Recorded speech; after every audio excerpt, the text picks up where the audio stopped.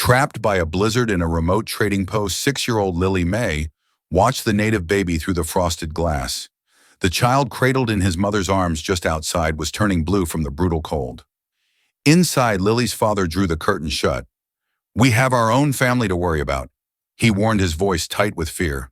But Lily had seen the infant's weakening cries and his mother's silent desperation. In a world where adults were paralyzed by fear, a little girl clutched her only blanket, a threadbare piece of wool that smelled like home, and made a choice. She was about to step out into the storm, not just to offer warmth, but to unknowingly challenge the very winter that had frozen the hearts of everyone around her. The storm had been raging for 3 days straight, trapping everyone in the small trading post at the edge of nowhere. Samuel Whitmore paced near the fireplace, his weathered hands clenched into fists as he watched the snow pile higher against the windows. His wife Elena sat on a wooden crate trying to keep their daughter warm with what little heat the struggling fire could provide. Through the frosted glass, they could see the small group of natives who had taken shelter under the building's overhang. The tribal woman held her baby close, but even from inside, they could see the child wasn't moving much. The little one's lips had turned a frightening shade of blue, and his mother's face showed the kind of desperation that transcends language. Lily May pressed her small face against the cold window, her breath fogging the glass as she watched. The baby looked so still, so quiet. She thought about how cold she felt even with her blanket, and imagined how much colder that little baby must be with nothing but thin cloth wrapped around him. "Mama," she whispered, tugging on Elena's worn dress. "That baby is freezing." Elena glanced toward the window and her heart clenched. She had seen that look before. A mother watching her child slip away, powerless to stop it. But Samuel had made it clear. They couldn't afford to get involved with the natives. "Too risky," he said. "Too complicated." "I know, sweet girl," Elena whispered back, pulling Lily May closer. "But there's nothing we can do." But Lily May kept staring at that baby. She watched as the native woman tried to shelter him, with her own body watched as she breathed on his tiny hands to warm them. The little one's cries had grown weaker throughout the day, and now he barely made any sound at all. Samuel moved to the window and drew the curtain shut with a sharp tug. "Stop looking," he said firmly. "We have our own family to worry about." Lily May felt her father's fear, but she also felt something else, something that made her chest tight and her eyes burn. She looked down at her blue blanket, the one her grandmother had made before she died, the one that kept her warm every night, the one that smelled like home and safety. And the trading post owner, a gruff man named Morrison, had already made it clear that the natives weren't welcome inside. They could wait out the storm under his roof's edge, but that was all the charity he was willing to extend. He muttered something about not wanting trouble with either side. As night fell, the temperature dropped even further. Lily May could hear the wind howling like something alive and angry. She pulled her blanket up to her chin and tried to sleep on the hard floor where her family had laid out their bedrolls. But sleep wouldn't come. Every time she closed her eyes, she saw that baby's blue lips, heard his weak cries growing quieter and quieter. In the darkness, she could hear her parents whispering urgently to each other. Her father's voice was tight with worry, her mother's soft with something that sounded like prayer. They were scared too, she realized. Scared of the storm, scared of running out of food, scared of what might happen if they didn't make it to the next town before their supplies ran out. Lily May rolled over and listened to the wind. Somewhere out there, just a few feet away through the wall, a baby was dying. A baby who looked different from her, whose mother spoke words she couldn't understand, but who was just as cold and just as helpless as she was. She sat up slowly, careful not to wake her parents. Through a crack in the curtain, she could see the faint outline of the native woman still holding her baby, still trying to keep him warm with nothing but her own body heat. That's when Lily May made the choice that would test everything her family believed about survival, trust, and what it meant to be human in a world that seemed determined to freeze the kindness right out of people's hearts. But what she was about to do would set in motion events that none of them could have imagined. And the response from the tribal people would challenge everything the settlers thought they knew about the people they called strangers. Lily May slipped out from under her blanket like a ghost, her bare feet silent on the cold wooden floor. The trading post was dark except for the dying embers in the fireplace, casting dancing shadows on the walls. Her parents slept fitfully nearby, her father's arm protectively draped over her mother's shoulder. She crept toward the door, her precious blue blanket clutched against her chest. Her heart pounded so loud she was sure it would wake everyone, but the sound of the howling wind covered her movement. The heavy wooden door was cold to the touch, and she had to use both hands to lift the iron latch without making noise. The moment she opened the door, the freezing air hit her like a physical blow. Snow immediately began to sting her face and hands, but she pushed forward anyway. There, huddled against the building's wall under a small overhang, sat the native woman with her baby. The woman looked up in surprise when she saw the small figure approaching through the snow. Her dark eyes were filled with exhaustion and fear, but also a fierce protectiveness that reminded Lily May of her own mother. The baby in her arms was so still it was terrifying. Lily May approached slowly the way her father had taught her to approach scared animals. She held out her blanket with both hands, her small voice barely audible over the wind. The woman stared at her, confusion and weariness mixing in her expression. Without saying a word, Lily May stepped closer and gently laid her blanket over the baby. The soft blue fabric immediately began to cover the tiny form, and the woman's eyes widened in shock. She looked from the blanket to the little girl's face, searching for some kind of trick or trap. But Lily May just smiled through her chattering teeth and pointed to the baby, then to the blanket. The universal language of a child's gesture needed no translation.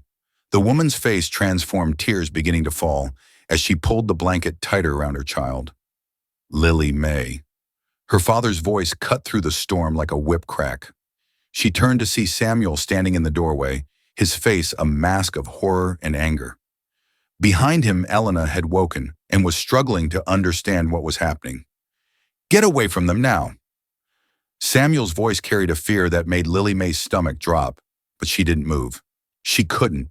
The baby's color was already starting to improve under her blanket, and the native woman was holding him closer, whispering what sounded like prayers in her own language. Samuel lunged forward through the snow, but Elena caught his arm. "Samuel, wait. Look." The native woman was speaking now. Soft words that none of them understood, but that carried the unmistakable sound of gratitude. She lifted the baby slightly, showing them how the warmth was already helping. The child's breathing seemed steadier, his lips less frighteningly blue. Morrison appeared in the doorway, awakened by the commotion. "What in hell is going on out here?" he demanded, then stopped short when he saw the scene.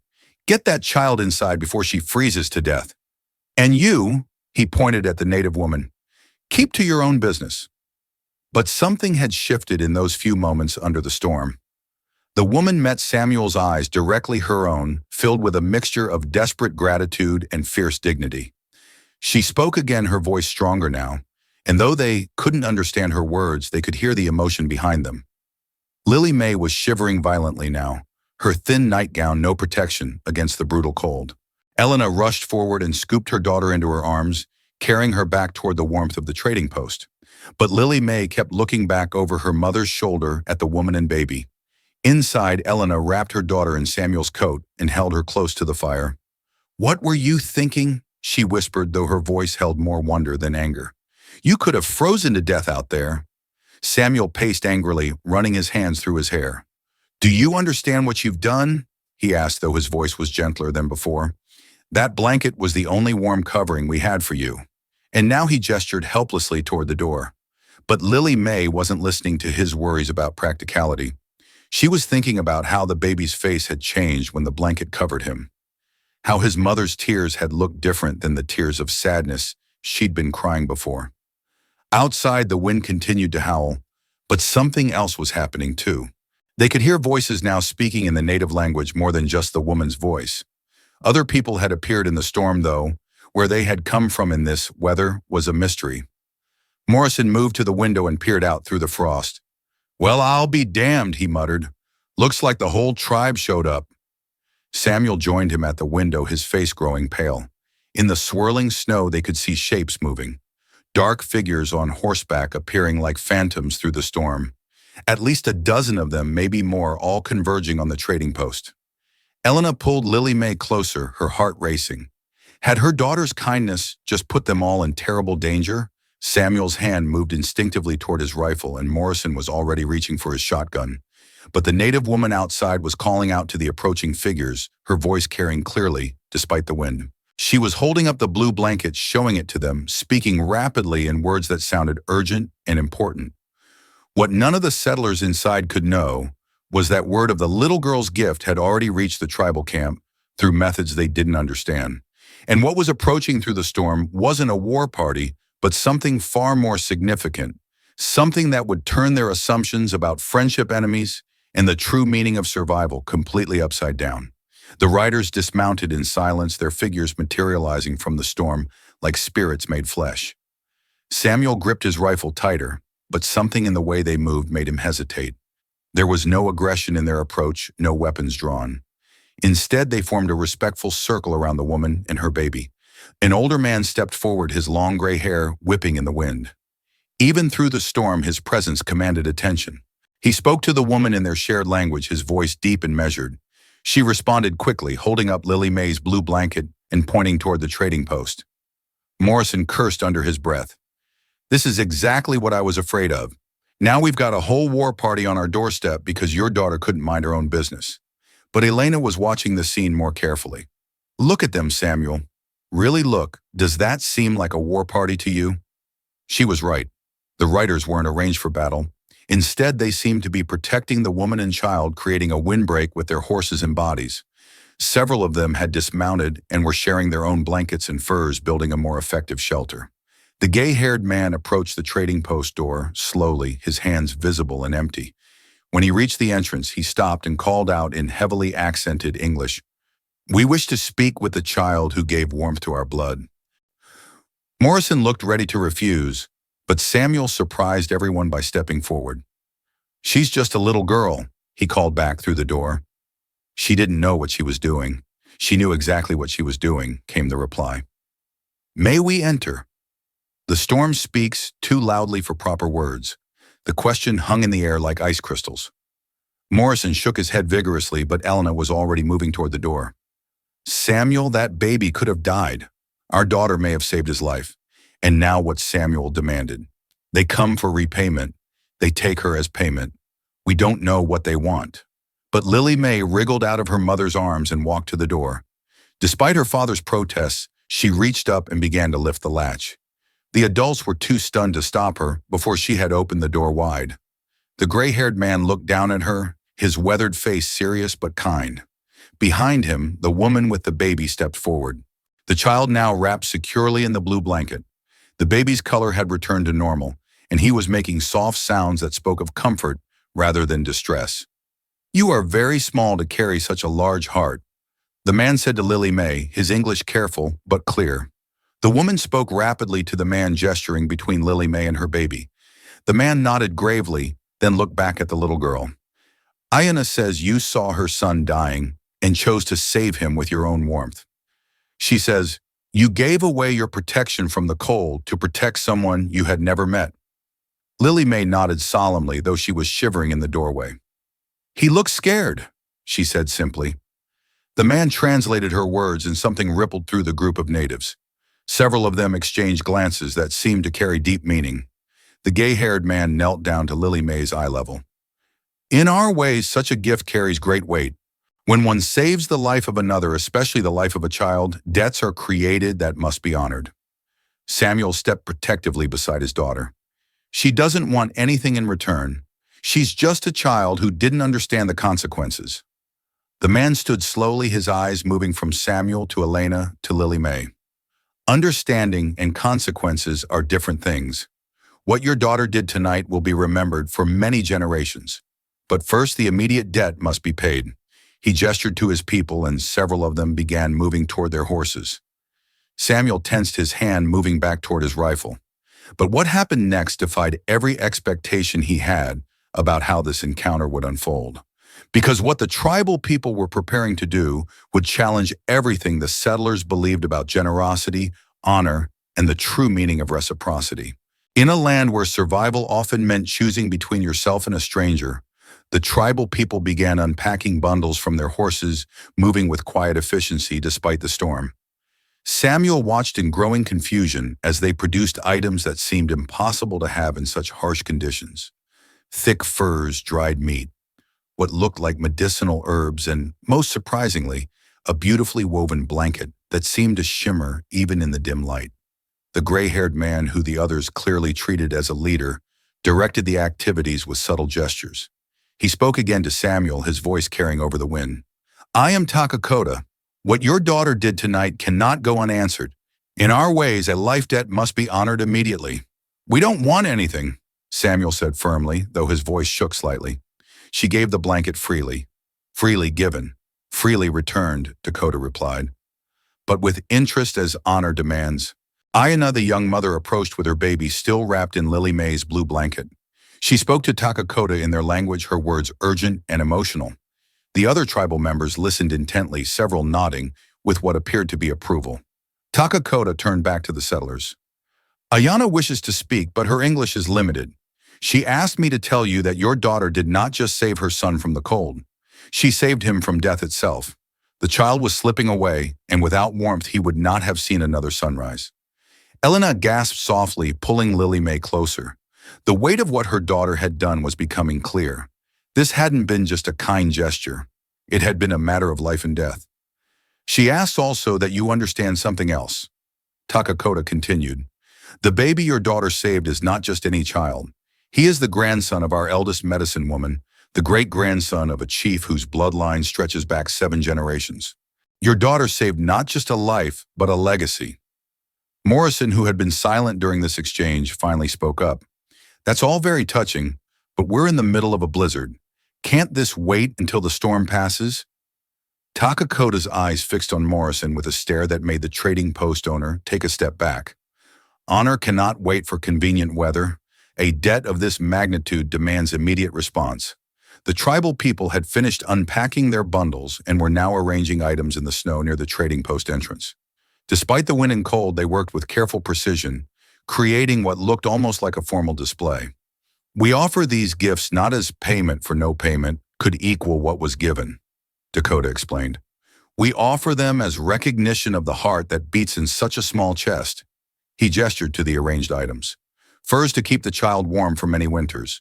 Food to sustain her family through harsh times. Medicine to protect her from illness." And this, he lifted the shimmering blanket. "This was woven by our eldest grandmother, made from the wool of sheep that graze in the high meadows where the spirits walk. It carries blessings that will protect your daughter for all her days." Lily May stepped forward, her eyes wide with wonder at the beautiful blanket. It seemed to catch light from sources that didn't exist, and even in the storm, it appeared to glow with its own inner warmth. But Samuel remained suspicious. "Why would you give so much for one blanket? What do you really want from us?" Takakota's expression grew serious.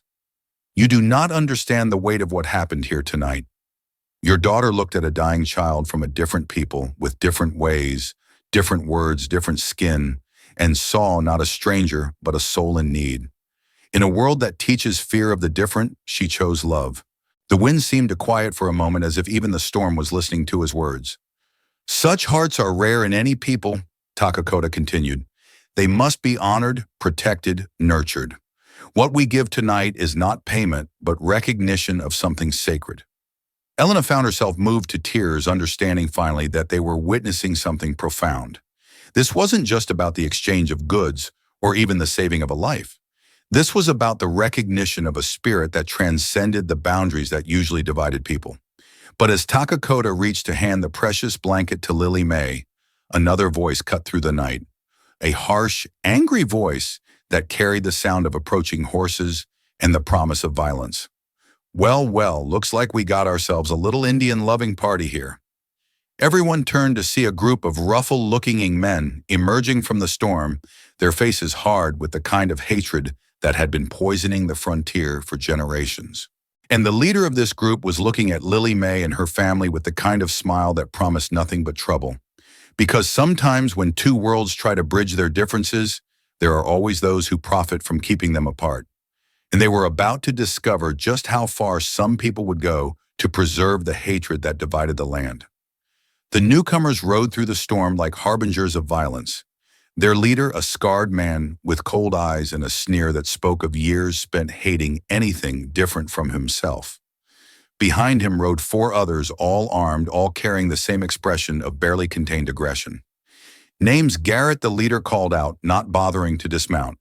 We heard tell there was some Indian trouble brewing at Morrison's place. Looks like we arrived just in time. Morrison stepped forward nervously. There's no trouble here, Garrett. Just folks waiting out the storm. Garrett's laugh was like broken glass. No trouble. I see a whole pack of savages surrounding white folks, and that looks like plenty of trouble to me. His eyes fixed on the gifts arranged in the snow. Looks like they're trying to buy something. Question is what Takakota remained perfectly still, but Samuel could see the subtle way the other tribal members shifted their positions. They weren't preparing to attack, but they were definitely preparing to defend. They're not buying anything, Samuel said, stepping protectively in front of his family. My daughter helped their child, and they're showing gratitude. Helped their child, Garrett spat in the snow. You mean your little girl got herself involved with Indian business? That's not helping, friend. That's asking for trouble. Lily Mae, still clutching her mother's hand, looked up at the angry man with confusion. She couldn't understand why someone would be upset about helping a baby who was cold. Ayana, sensing the danger, pulled her infant closer and spoke urgently to Takakota in their language. The old leader's expression darkened as he replied, but his voice remained calm and measured. We seek no conflict, Takakota said to Garrett. We came only to honor a debt and return kindness with kindness. Debt? Garrett laughed again. Only dead Indians understand is the one they owe for all the trouble they've caused. And the only payment worth taking is them getting as far away from decent folks as possible. One of Garrett's men spoke up. Maybe we should teach these savages what happens when they get too comfortable around white settlements. The tension in the air became electric. Samuel could feel it building like pressure before lightning strikes. Elena pulled Lily Mae behind her, while Morrison backed toward his door, clearly wanting no part of whatever was about to happen. But it was Lily Mae who broke the standoff. She stepped out from behind her mother and walked directly toward Garrett's horse, her small voice cutting through the wind and hatred like a bell. Why are you so angry? She asked, looking up at him with genuine curiosity. They just wanted to say thank you for helping their baby. Garrett stared down at her, clearly not expecting such a direct question from a child. For a moment his sneer faltered, replaced by something that might have been confusion. Get back, little girl, he said, but his voice had lost some of its venom. This isn't children's business. But it started with children's business, Lily Mae replied. Their baby was cold, so I gave him my blanket. Now they want to give me a blanket too. That seems fair. The simplicity of her logic hung in the air, like a challenge to all the complicated hatred that had brought Garrett and his men through the storm. Here was a 6-year-old child reducing their conflict to its most basic elements. Someone was cold, someone else helped, and now help was being offered in return. Takakota watched this exchange with growing intensity, his eyes moving between the innocent child and the men who represented everything that made peace between their people so difficult. Your daughter speaks wisdom that shame grown men, he said quietly to Samuel. Perhaps it is time for the children to teach the adults. But Garrett's confusion was rapidly being replaced by something darker. And the way his hand moved toward his weapon suggested that he wasn't interested in lessons from children or wisdom from anyone.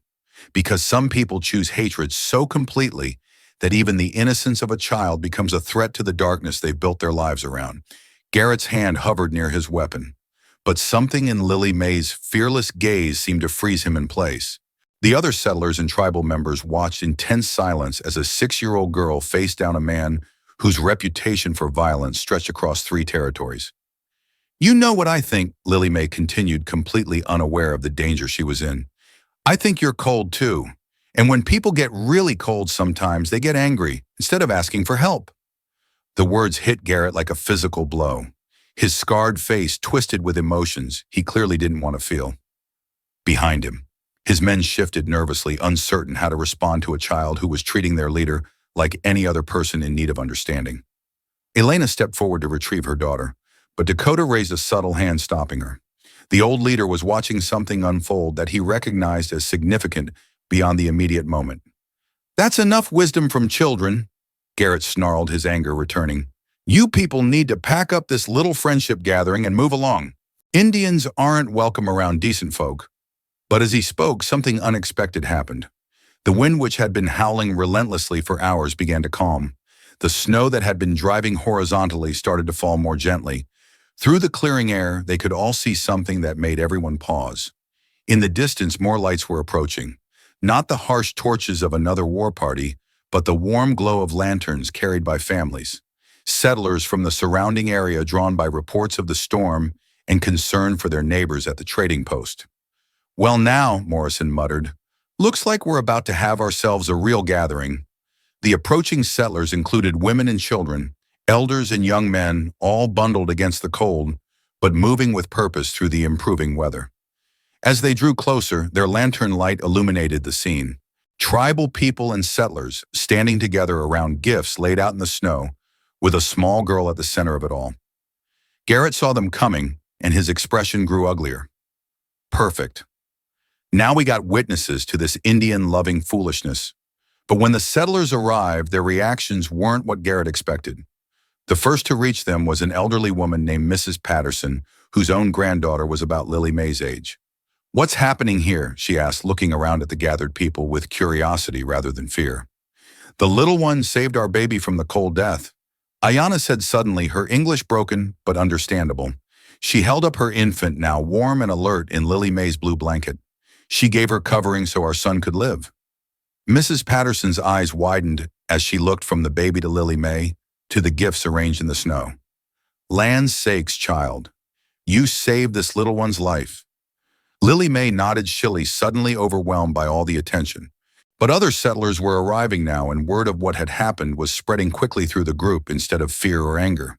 Their faces showed something closer to wonder.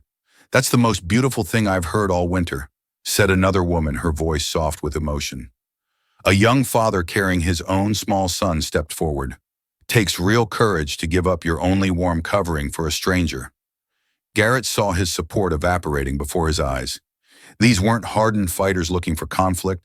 They were families, people who understood the value of kindness and the preciousness of children's lives. "You're all being fooled," he said desperately. "This is just Indian trickery.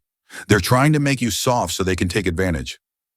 But Takakota had been watching this entire exchange with growing understanding. He stepped forward and spoke directly to the gathered settlers.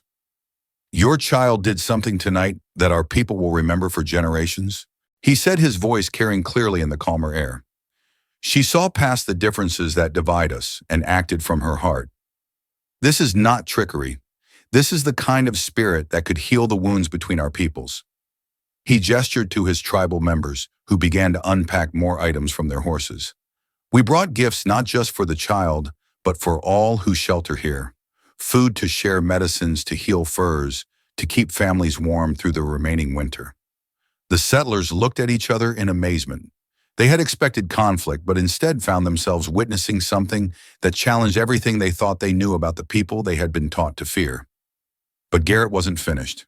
His face had turned red with fury, and his hand was now resting openly on his weapon. "This ends now," he growled. "I won't stand by and watch good white folks get poisoned by savage lies." The moment balanced on a knife's edge, with the potential for violence hanging heavy in the air despite the calming storm. Because sometimes the greatest threat to hatred isn't opposition, but the simple power of human connection. And some people will do anything to prevent that connection from taking root. What happened next would be talked about for decades in settlements across the territory. As Garrett's hand moved toward his weapon, every person present understood that they stood at a crossroads that would define not just this moment, but the future of relations between their communities. But it was Mrs. Patterson who acted first. The elderly woman stepped directly between Garrett and the tribal people, her weathered hands planted firmly on her hips. "Garrett Mitchell," she said, her voice carrying the authority of someone who had helped raise half the children in 3 counties. "You put that hand away right now. There's been enough violence in this land to last 10 lifetimes, and I won't see it started over a child's act of kindness." Other settlers began to move not away from the confrontation, but closer to it. They formed a loose circle around Lily May and the tribal people, their lanterns creating a warm glow that pushed back both the darkness and the cold hatred that Garrett represented. "These people came in peace," said the young father, shifting his own child to his other arm. "They came to honor what our little girl did. If we can't respect that, what kind of people are we? Garrett looked around, desperately seeking support among his men. But even they seemed uncertain now. Faced with families, children, and elders, rather than armed opponents, their appetite for violence was fading. Takakota stepped forward slowly, his hands visible and empty. "I have lived through many seasons of conflict," he said, his voice carrying the weight of experience. "I have seen what hatred costs both our peoples. Tonight a child showed us another way." He gestured to Lily May, who was watching everything with wide, serious eyes. She did not see an Indian baby or a white baby. She saw a child in need, and she acted from her heart. Perhaps it is time for the adults to learn from such wisdom. The tribal leader reached into his coat and withdrew something that made everyone gasp. It was a peace pipe carved from white stone and decorated with intricate symbols. In our tradition, this pipe is used to seal agreements between peoples. Tonight I offer to smoke it with any who would choose peace over conflict. Samuel found himself stepping forward before he fully realized what he was doing. "I'll smoke with you," he said, his voice steady despite his racing heart. "My daughter showed more courage tonight than I've shown in years." One by one, other settlers stepped forward. Mrs. Patterson, the young father. Even Morrison emerged from his trading post to join them. Only Garrett and his men remained apart, isolated by their hatred. Takakota lit the pipe with ceremony and reverence, then passed it to Samuel. As the two men shared the sacred smoke, something profound shifted in the air around them. The storm had passed. The stars were beginning to appear. And for the first time in memory, two communities that had been divided by fear and misunderstanding found themselves united by the simple actions of a 6-year-old girl. Ayana approached Lily May and carefully wrapped the magnificent woven blanket around her shoulders. The child looked up at her with a smile that needed no translation, and Ayana smiled back, tears freezing on her cheeks. Garrett turned his horse and rode away into the night, his men following reluctantly. His hatred had found no purchase here, defeated not by force, but by the simple power of human decency. As the two communities began to share food and stories around a fire built from contributions of both peoples, Lily May sat wrapped in her new blanket, watching adults learn what she had always known, that when someone is cold, you give them warmth, and when someone shows kindness, you respond with kindness. The little blue blanket sheet she had given away was returned to her that night, but she had gained something far more valuable. She had learned that sometimes the smallest acts of courage can change the world one heart at a time. And in the years that followed, when the story was told and retold, people would say that the peace between the communities began not with treaties or agreements, but with a 6-year-old girl who saw a freezing baby and chose love over fear. If you enjoyed this story, click the video on your screen now to watch another unforgettable tale where courage and compassion collide in ways you never expected. Don't forget to subscribe and consider a super chat to help us keep bringing you more stories like these. Your support means everything too.